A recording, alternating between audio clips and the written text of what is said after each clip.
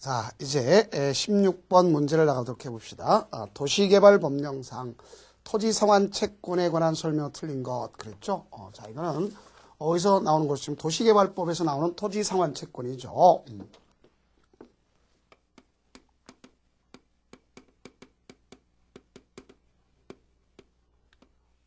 요거는요, 시행자가 다 발행할 수가 있습니다.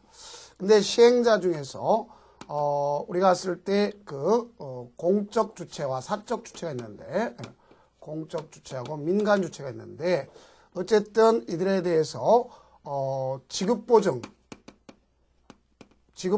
받을 필요 없고 민간은 받아야 되는 겁니다. 그러고 나서 지정권자한테 승인을 얻어서 발행할 수가 있는 거예요. 시행자가 발행하는 겁니다.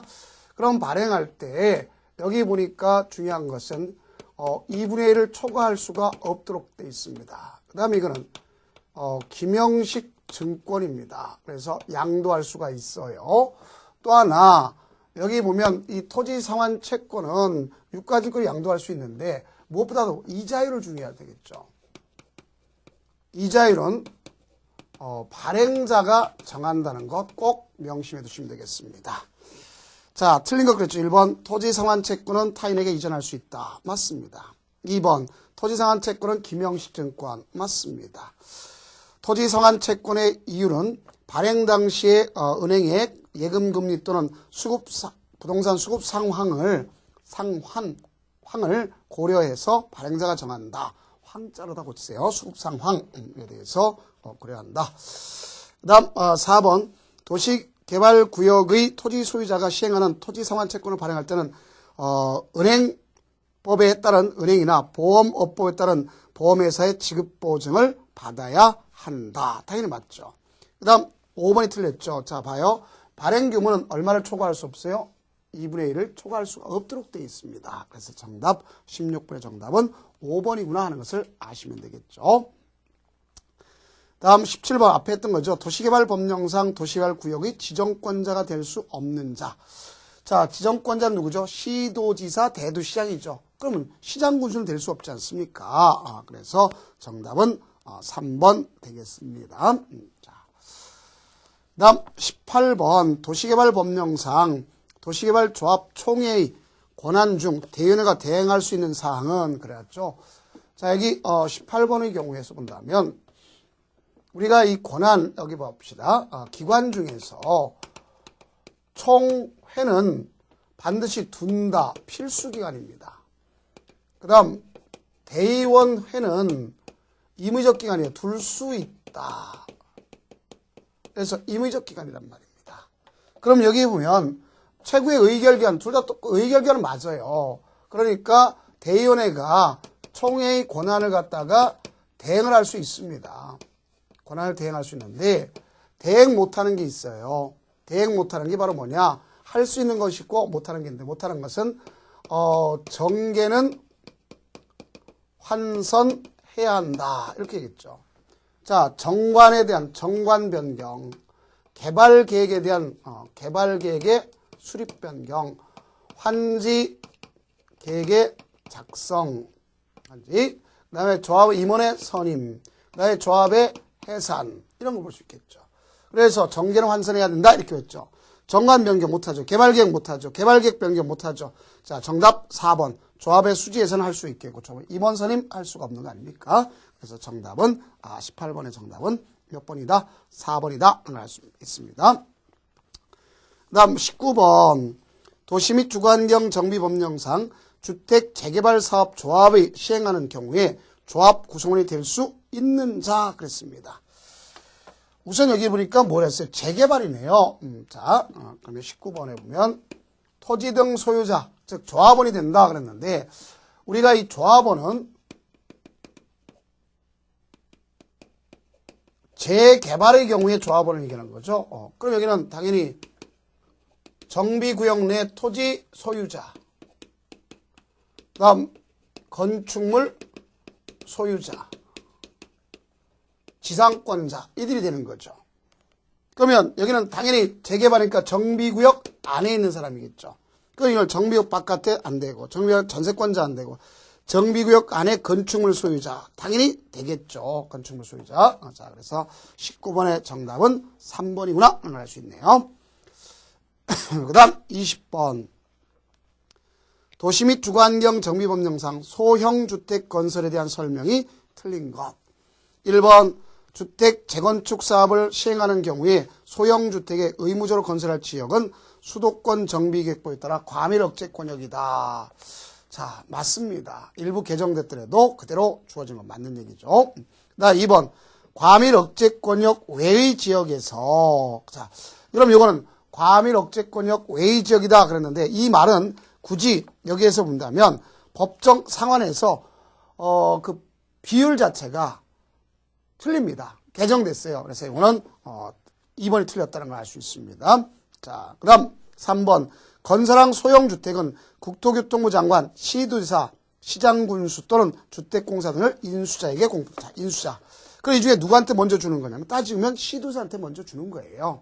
알겠죠? 자, 다음 소형주택의 공급 가격은 임대주택단은 국토교통부 장관이 고시한 공공건설 임대주택의 표준건설비와 비례하며 맞습니다. 부속 토지는 인수자에게 기부 체납한 걸 본다. 맞습니다. 인수된 소형 토지는 시도 조례가 정하는 바에 따라서 무슨 주택을 줄 수 있어요? 임대주택이나 전세주택으로 활용할 수 있다. 맞는 편이죠. 그래서 정답은 몇 번이 틀렸다 볼 수 있냐면 거기는 2번이 틀렸구나 하는 걸 볼 수 있습니다. 자, 다음은 이제 21번 문제를 나가보도록 해봅시다. 도시 및 주거환경 정비법령상 정비구역 안에서의 행위 제한에 관한 설명으로 틀린 것 그랬습니다. 자, 우리가 보면 정비구역이 됐든 도시개발구역이 됐든 똑같습니다. 정비구역이 지정돼서 고시가 됐다. 그러면 여기는 의제되는 것이 있죠. 뭐가 의제되느냐?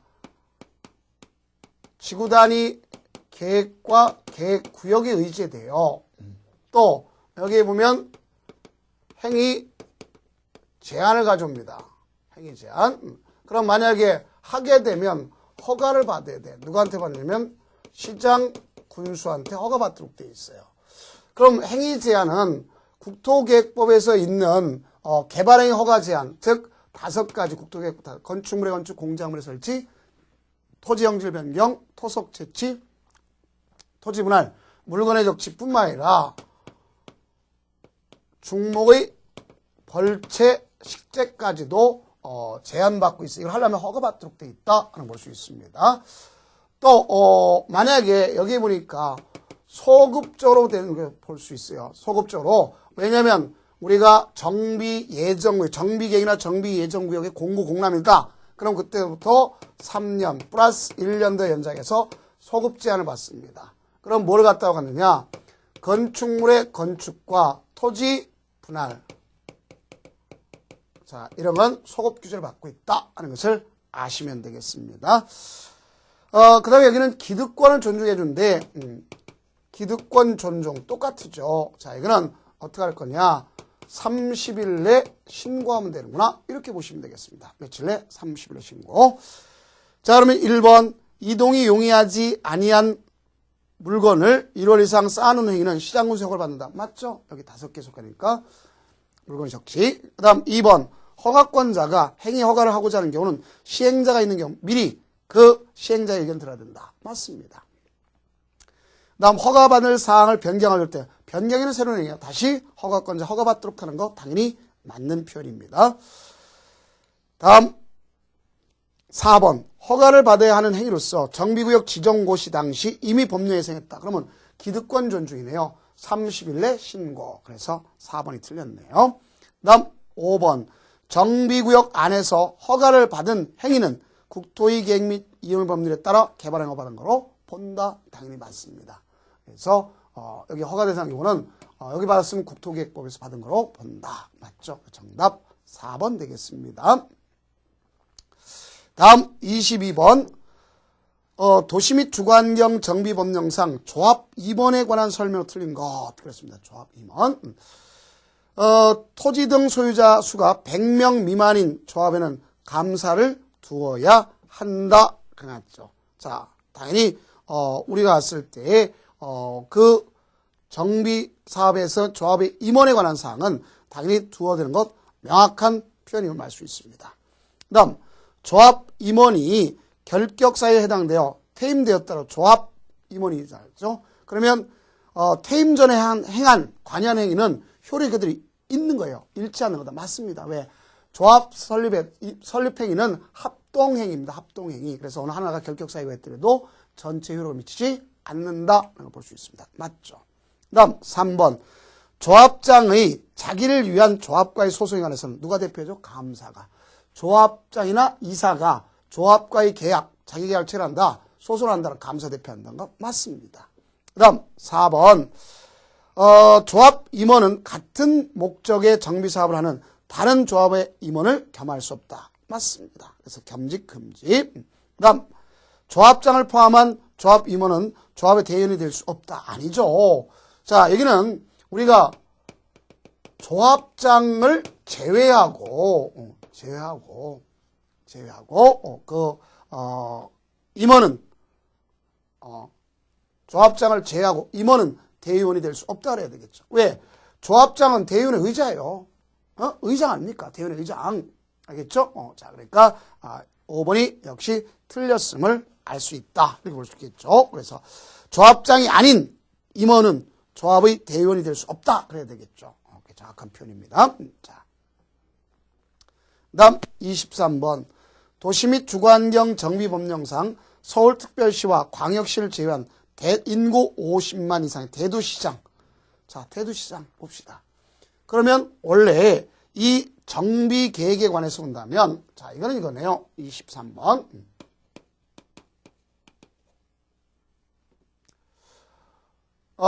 정비 기본 계획과, 정비 계획, 정비 구역에 관한 사항인데, 여기 대도시장의 권한으로서 틀린 것 그랬죠. 그럼 여기 봅시다. 우선 제일 먼저 정비 계획은, 수립권자가 누구냐?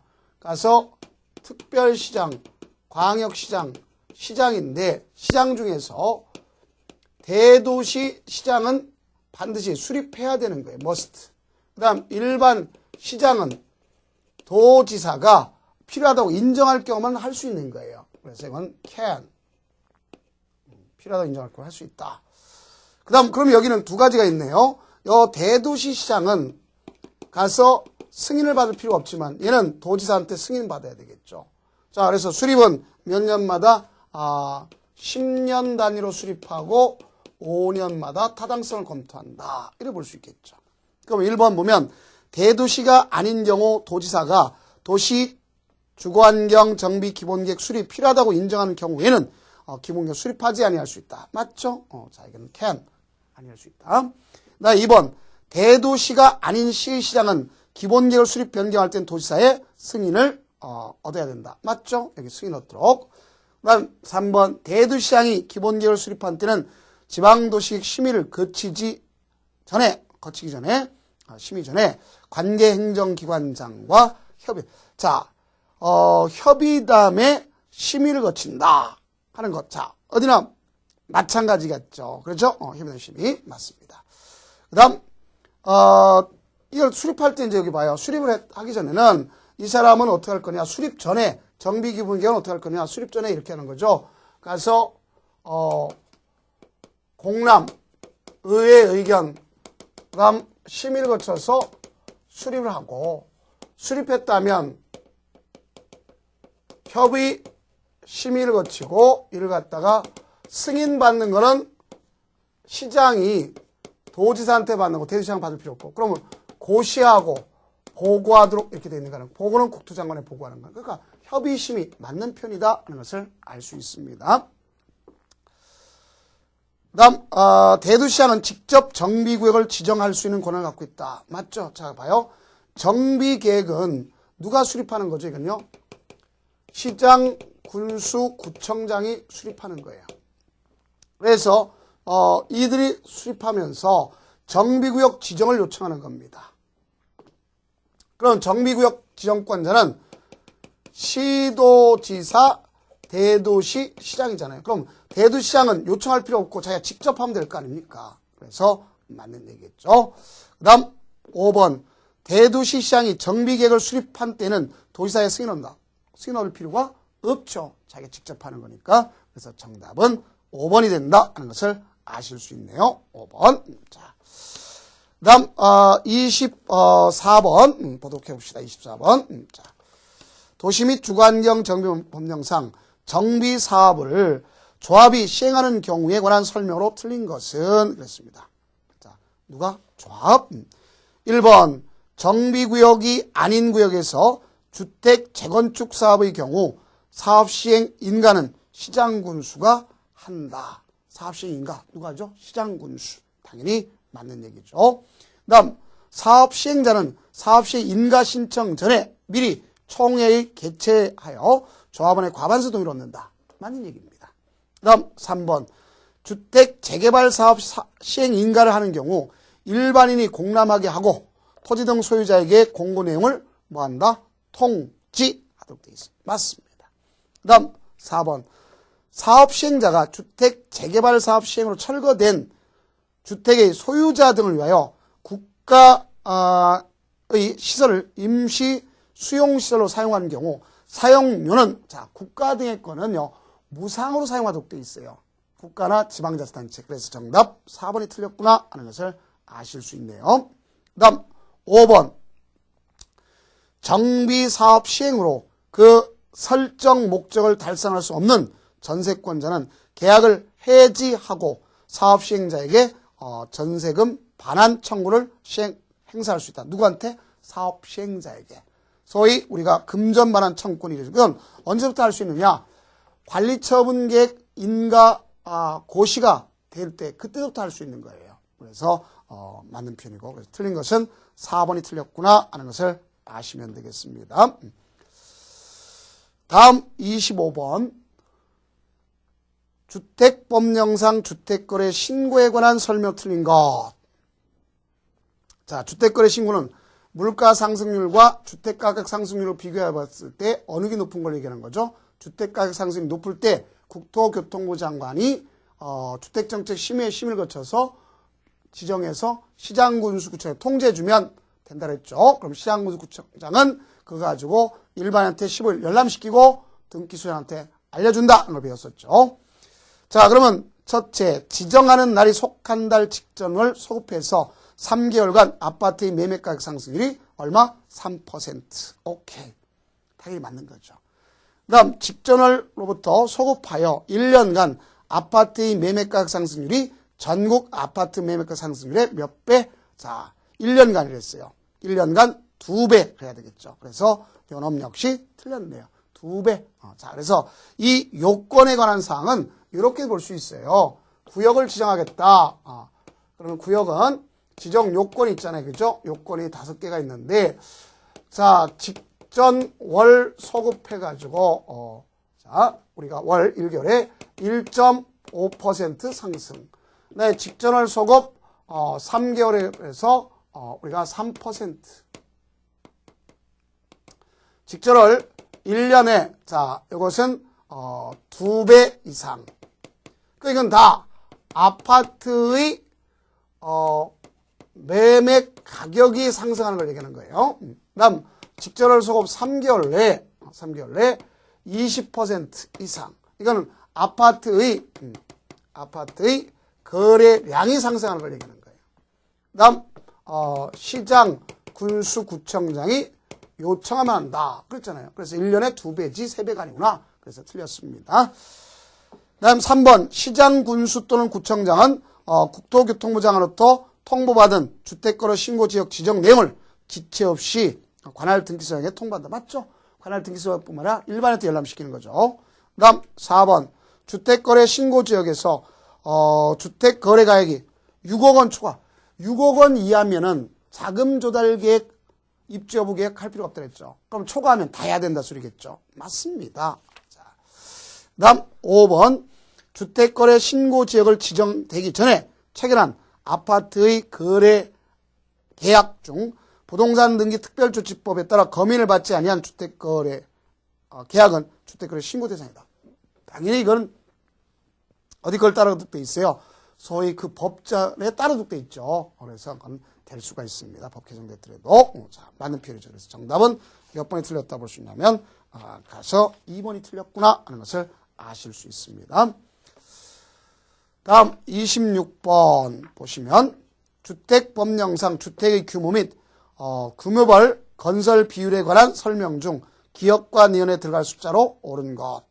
사업주체가 건설 공급할 수 있는 주택의 규모는 단독주택은 1호당 330, 100평 맞습니다.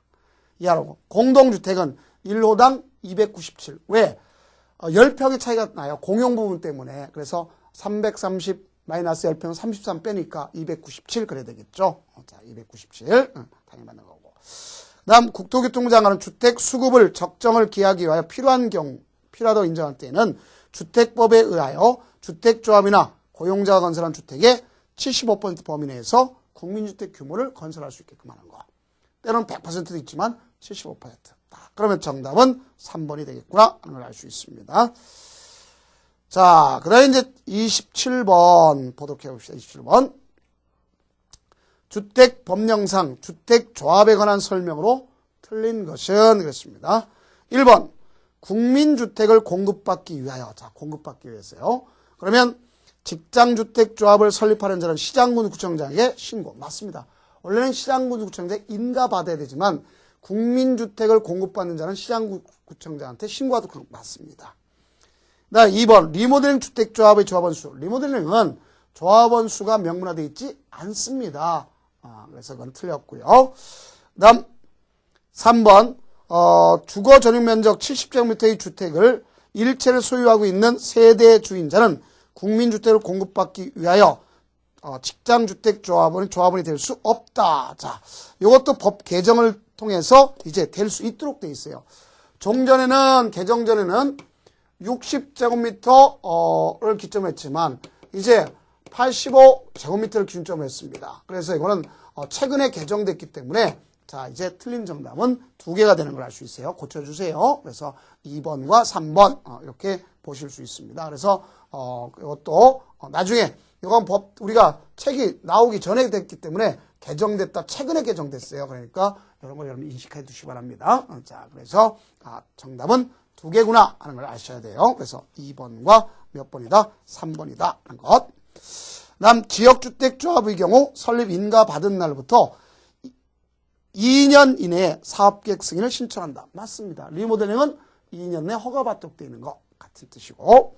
다음 투기과열지구에서 조합 설립받은 지역주택조합이 구성원을 설정하는 경우에 신청서의 접수 순서에 따라 조합원의 지위를 인정해서는 안 된다. 맞는 얘기죠.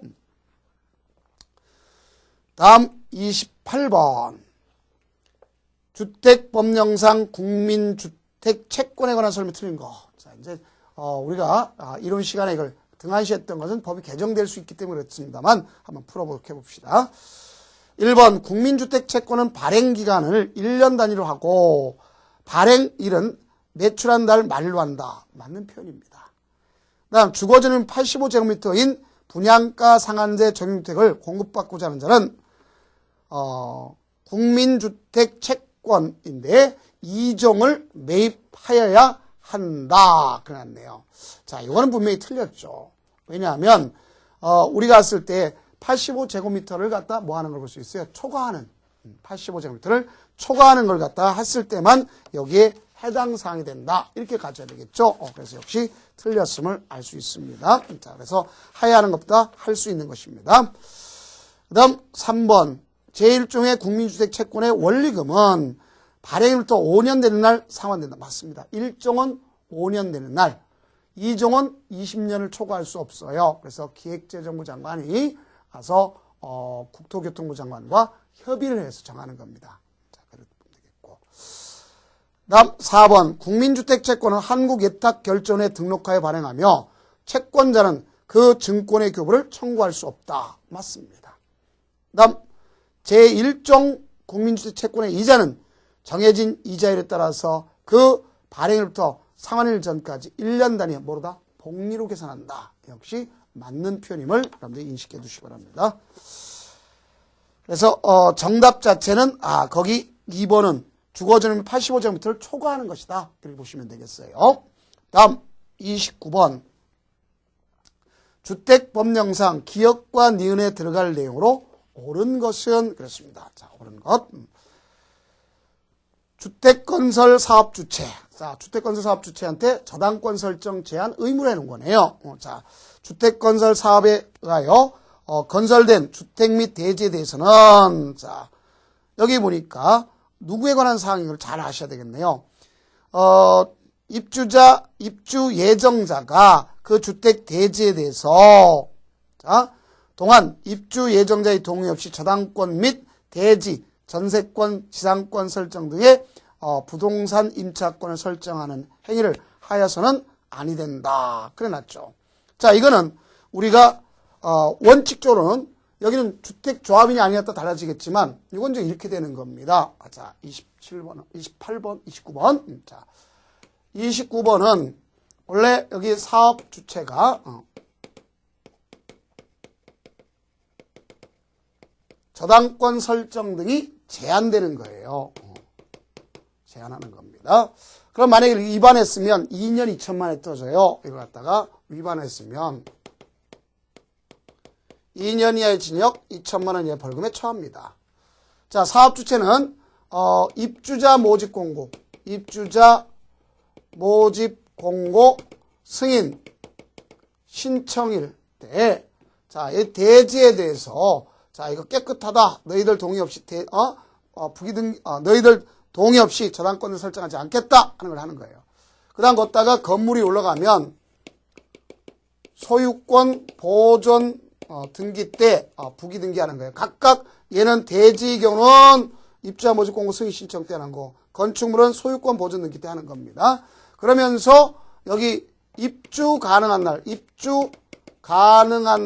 이후. 자, 입주 가능한 날 이후라는 것을 잘 아셔야 되죠. 그럼 입주 가능한 날 이후. 자, 언제까지? 60일까지 저당권 설정을 하지 마라. 입주 가능한 건 소유권 이전 등이 가능한 날이에요. 그래서 만약에 주택조합은 더 앞서서 사업계획 승인이지만 그것이 아니기 때문에 입주자 모집 공고 승인 시점에서부터 입주 가능한 날 이후 60일까지. 이게 정답이란 말입니다. 자, 그러면 뭐가 있느냐? 자, 기업 같은 사업계획 승인 신청에서부터 한 건 주택조합이고 그건 네모 안에 주택조합이 없잖아요. 그러면 입주자 모집 공고 승인 신청일 2번에 있는 거 소유권 이전 입주 가능한 날이랑 소유권 이전 등 신청 가능한 날 이후 언제까지? 60일 그래야 되겠죠. 자, 그래서 우리가 이제 이런 걸 우리가 정리해 주면 되겠습니다. 그래서 입주자 모집 공고 승인 신청일 기점으로 해서 그다음에 소유권 이전 등기 신청 가능한 날 이후 그렇죠? 그러면 정답은 3번이 되는 것을 알 수 있겠죠. 몇 번? 3번. 자, 그래서 이렇게 우리가 정리를 해주면 되겠고요. 자, 다음 30번 주택법령상 용어에 관한 설명으로 틀린 것. 1번 주택단지 안의 도로는 부대시설이다. 맞죠? 도로는 부대시설이고 그냥 일반 도로 같은 거는 간선시설입니다. 근데 주택단지 안의 도로는 딸린 거니까 부대시설. 맞죠? 주택에 딸린 주차장 부대시설. 맞습니다. 주택단지의 입주자의 복리생활시설을 위한 근린생활시설은 복리시설. 맞죠? 어린이 놀이터라든가 또는 입주자 집회소라든가 경로당 이런 거는 다 복리시설 맞습니다. 주택단지 안과 밖을 연결시키는 전기는 전기시설. 자, 전기시설은 뭐가 될 거냐? 바로 무슨 시설이 될 수 있어요? 간선시설 맞습니다. 다음 주택단지 안에 관해서 딸린 거죠. 그러니까 이건 부대시설 그래야 되겠죠. 정답 5번이 되는 걸 알 수 있어요. 다음 31번 보도록 해봅시다. 주택법령상 주택건설 용지 확보 및 매도 청구에 관한 설명 틀린 것. 1번 국민주택 규모의 주택 비율을 50% 이상 건설 이상으로 하는 주택을 건설하는 국공유지를 매수를 원하는 자는 국가 지방자치가 해당 토지에 우선 매각할 수 있다. 맞는 얘기죠. 우선 매각할 수 있어요. 나의 조합을 건설을 위해서 국공유지 임차를 원하는 자는 우선 매입할 수 있습니다. 또 3번 국공유지를 임차한 자가 임차로부터 몇 년 내? 2년 내 삭수해야 돼요. 안 하면 환매 대상이 되는 겁니다. 그래서 요놈이 틀렸네요. 2년 그래야 되겠죠. 1년이 아니라 2년. 자, 맞습니다. 그 다음 4번. 사업주체가 국민주택 용지를 사용하기 위하여 도시개발사업 시행자에게 채비지 매각을 요구할 경우 양도가격 원칙적으로 국민주택 용지를 사용한다 그랬어요. 그러면 기본적으로 감정가격을 기준적으로 하지만 다만 여러분들이 소형 국민주택 규모 또 아니면은 85제곱미터 이하의 임대주택 한다 그럴 때는 조성 원가로 준다는 것도 같이 말아두세요. 자, 맞는 표현이고 5번 인가받아 설립된 리모델링 주택조합은 그 리모델링 결의 찬성하지 않은 자에서 무슨 청구? 매도 청구. 맞습니다. 다음 32번 보면 32번 건축물의 바닥이 지표면 아래에 있는 층으로서 건축법령 지하층에 해당하지 않는 것은 그렇습니다. 자, 여러분들 보면 이 32번의 지하층이란 말은 이런 얘기입니다. 지하층이란 말은 지표면을 단면을 잘라서 본다면 이렇게 해요. 자, 여기서부터 다음 위층 요까지를 층고라 합니다. 층고. 이걸 H라고 그래. 그러면 여기 지표면부터 바닥면 아래에 있는 층 요놈이 이 층고의 2분의 1 이상이야 지하층인 거죠. 그러면 1번 같은 4m다. 이게 4m인데 이게 3m면 당연히 2분의 1 넘었으니까 지하층이죠. 2번 4m인데 2m 당연히 2분의 1 되는 거죠. 그다음에 3번 4m인데 2.5m 당연히 넘었죠. 네, 4번 3m인데 1.5 되겠죠. 그러면 우리가 이제 문제를 갖다 보게 되면 이런 내용을 또 우리가 정리해 줄 것 아닙니까? 거기 2번 같은 2m는 되지만 2m 미만이니까 안 되는 거 아닙니까? 그래서 정답은 2번. 나머지는 다 2분의 1 이상 넘으니까 되는 거죠. 그 다음 33번 건축법령상 용어에 관한 설명으로 틀린 거. 1번 기둥을 4개를 철거하고 다시 축조하여 건축물의 높이를 늘리는 것은 증축이다. 그래놨습니다. 자, 맞는 얘기죠. 가서 늘렸다 했어요. 높이를 늘리는 것 증축이죠. 지붕틀을 3개를 증설했다. 그리고 연면적을 넓혔다. 그럼 증축이라면 맞습니다. 당연히 맞는 표현임을 알 수 있겠죠. 그 다음 건축물의 기능 향상을 위해 기존 건축물인 대지에 건축물의 면적, 연면적, 건축면적, 층수를 늘린 거 다 증축이죠. 그래서 3번이 틀렸네요. 미관지구에서 건축물의 외부 형태를 변경하는 것은 대수단 맞죠. 건축물의 특별 피난기를 수선하는 것도 대수단 맞습니다. 정답 3번이구나 알 수 있어요.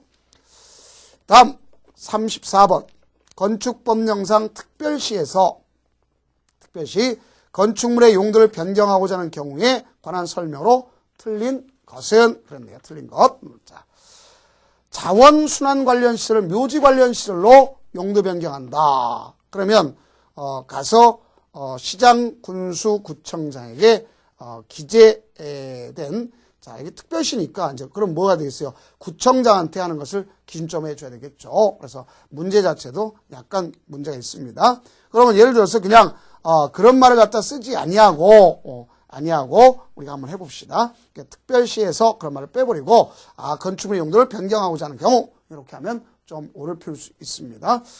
자, 그렇다면 얘는 우리가 위아래 관계를 갖다 한번 좀 공부를 해 두셔야 돼요. 자, 그러면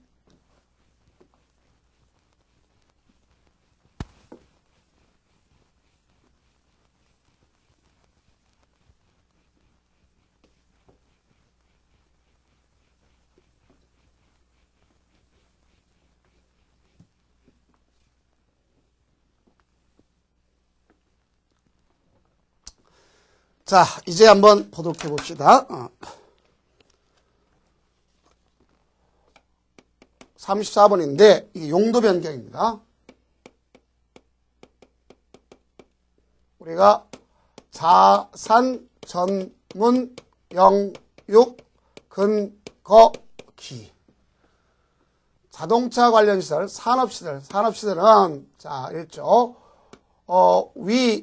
그 다음에 여기 보니까 우리가 그 대표적으로 이제 분묘 쓰레기가 바뀌었죠. 그래서 자원순환시설. 자, 이런 사람은 공장, 창고 묘지 관련 시설, 그 다음에 운수 시설, 장례식장 그래야 되는 거죠. 발전, 이거는 방송통신 발전 시설. 문화 집회 시설은 위락 시설, 자, 종교 시설, 뭐가 있냐면 여기서 이렇게 보면 합시다. 문화 집회 시설, 종교 시설, 위락 시설, 그다음에 관광 휴게 시설 보면 되겠고. 자, 영업 시설은 영업하면 판매가 운명이요, 숙명이요, 고통이다 그래서 다중생활 시설 이걸 갖다 되겠고. 교육 연구 시설은 의료 교수, 교육 시설, 수련 시설. 그다음 그런생은 1종, 2종. 주거 업무는 단독주택, 공동주택, 업무시설, 교정, 군사시설. 이거는 동식물 관련 시설. 그래 되겠죠. 그래서 밑에서 가서 밑에서 위로 올라가면 허가사항이고 위에서 아래로 올라가면 신고사항이다. 자, 이걸 갖다 보면 되겠죠. 그러면 보면 자원 관련 시설이 있어요. 자원 관련이라는 건 여기네요. 여기서 묘지 관련 시설 같은 시설로 갔네요. 그러면 결국 대장상 변경 신청만 하면 되겠고, 그 다음 발전시설을 갖다가 발전시설을 공장으로 위로 올라갔네요. 그러면 이거는 허가 받아야 된다는 것을 알 수가 있겠죠. 자, 뭐 받아야 된다? 허가 받아야 된다 하는 것을 아시면 되겠습니다. 자, 그 다음 숙박 운동시설을 갖다가 수련시설 밑으로 내갔네요. 그러면 신고하는 것 하겠고, 그다음에 숙박시설을 갖다 종교시설로 위로 올라갔네요. 그러면 허가 받아야겠죠. 그래서 이게 틀렸다 알 수 있겠죠. 자, 업무시설을 갖다가 교육시설 위로 올라갔죠. 그러면 허가 받는다 알 수 있겠죠. 자, 다음 35번 건축법령상 건축허가 사전 결정에 관한 설명 틀린 것. 경기도 평택시에 30층의 건축물을 건축하려는 자는 건축 허가 신청 전에 평택시장에게 그 건축이 법령에서 허용되는지 사전 결정을 이건 아무 상관없습니다. 왜? 30층을 건축하려면 가서 건축 허가 신청 전에 사전 결정은 아니라 허가 대상 건축물을 하는 거고 30층 넘게 가면 도지사한테 사전 승인 받는 것이다. 이래주면 가져갈 수 있겠죠. 그러나 어쨌든 허가 대상이 되면 가서 뭐 할 수 있어요? 가서 그 결정을 신청할 수 있는 것을 알 수 있는 것, 그건 맞는 거고. 그 다음 2번 허가권자는 사전 결정이 신청된 건축물의 건축 면적이 환경영향평가법 또는 소규모 환경영향평가를 대상이 되는 환경부 장관, 환경감사 장관과 협의해야 된다. 당연히 옳은 표현이죠. 그 다음 3번 사전 결정 신청자가 사전 결정을 통지한 날부터 몇 년? 2년 내 가서 허가 신청하지 않으면 실효된다는 것. 2년. 그래서 정답 3번이라는 것을 알 수 있네요. 다음 허가권자는 사전 결정 한 후 사전 결정자에게 알려야 된다. 맞죠? 다음 역시 거기 동시에 건축위원회와 더불어서 교통영향 분석 개선 대책 함께 검토할 수 있도록 되어 있습니다. 맞는 표현이죠. 다음 36번 건축법령상 허가받아 건축할 수 있는 가설건축물의 건축 기준을 열거하는 것이다. 틀린 것. 건축물의 구조가 철근 콘크리트죠. 철근 콘크리트 아닐 것 맞죠. 존치기한은 3년 이내일 것 맞습니다. 몇 년 이내? 3년 이내 이렇게 가정할 수 있겠죠. 층수는 3층 이하일 것 맞습니다.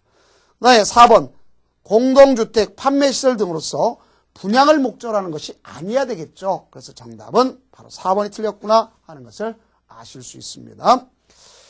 그다음에 전기, 수도, 가스 관을 설치하지 않을 것 맞죠.